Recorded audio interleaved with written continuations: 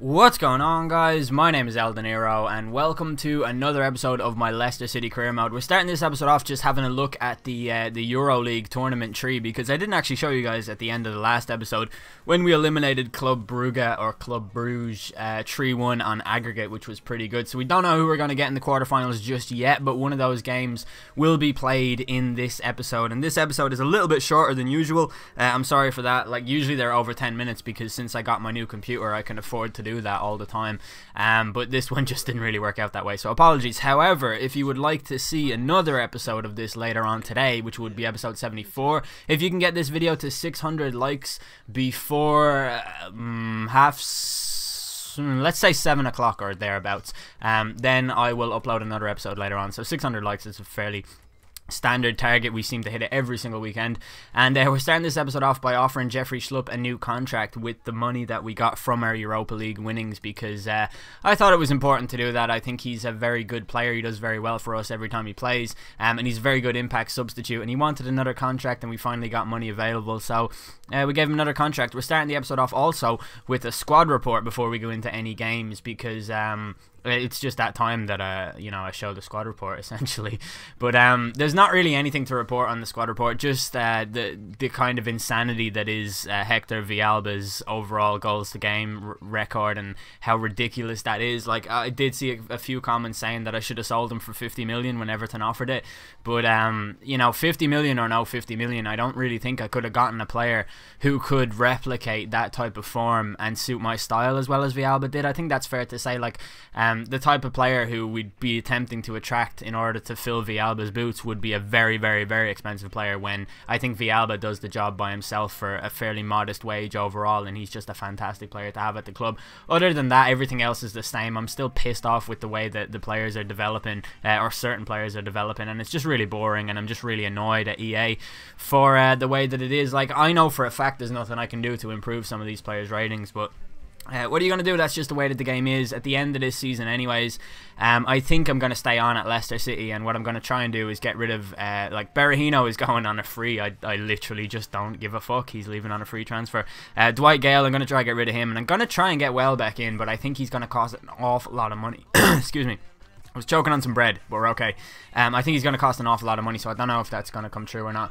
But we go into our first game of the episode, and this is in the league against Manchester City, who are wearing their away kit, which looks an awful lot like Chelsea's away kit to a neutral fan like me. Here's how the league table looks. A victory here puts us back in front of Chelsea by 1 point, and obviously the last 2 times we played Manchester City, we got victories against them, and before that they were pretty much this behemoth, this unbeatable behemoth that that was just unquestionable to even think that we could get there. But looking at the team now, like, there's a lot of fairly old players in that squad as well. It's a very good attacking team and all of that, but our last 2 trips to the City of Manchester Stadium, which is called the Etihad, it just doesn't, for some reason the longer name rolls off my tongue easier because that's what I'm used to calling it. But we got victories on our last 2 away trips to Manchester City, so I was hoping that we could bring that form home, because we've never actually beaten City in a home fixture. But the kits clashed way too much. I should have used their purple kit, but I was just kind of sick of looking at it because it's weird. But in the 8th minute, Oscar's shot gets dragged just wide of the post, and then in the 13th minute, we concede a free kick, which we tend to do all the time against Man City. There's always a highlight in every single game against City where Yaya Toure blasts a free kick, and it just does really, really well. In this instance, it was stepped over by Oscar, and Yaya Toure's free kick had to be just tipped over the bar by Kasper Schmeichel, who I believe is actually a former Manchester City player. I think Schmeichel and Kevin Sture-Ellegard both played for Man City at the same time. I hope I'm not making that up. But in the 21st minute, Silva hit the ball over, and then 6 minutes later, City came on the offensive again with Negredo playing the ball into Fernando. He finds Silva, who plays it back into Fernando, who smashes his effort just off the upright, and the ball gets eventually cleared away. Then 8 minutes later, City came forward once more with Oscar on the ball, and he plays it to Negredo, who treads the ball into David Silva, who manages to find the back of the net with a really good left-footed shot. And City go 1-0 up, and you can't say they don't deserve it based on what you've seen so far. Have we even left City's half? We didn't really have a shot at all in this entire game up until a certain point, so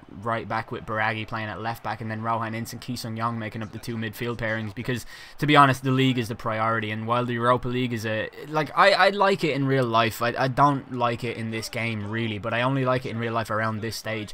But it has to be said that like winning this tournament would be absolutely incredible for a club like Leicester. But 5 minutes into the game, Mayer's shot hits off the post, which was a real scare, and as we attempted to clear it, Schalke just regained possession again, and the ball came to Mayer once more. His cross found Huntelaar, whose header smashed off the crossbar, and eventually Jack Butland manages to smother the ball.